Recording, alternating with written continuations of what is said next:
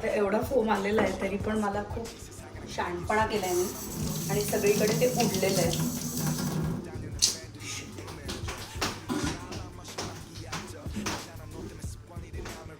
हे माझं रोजचं शेड्यूल आहे.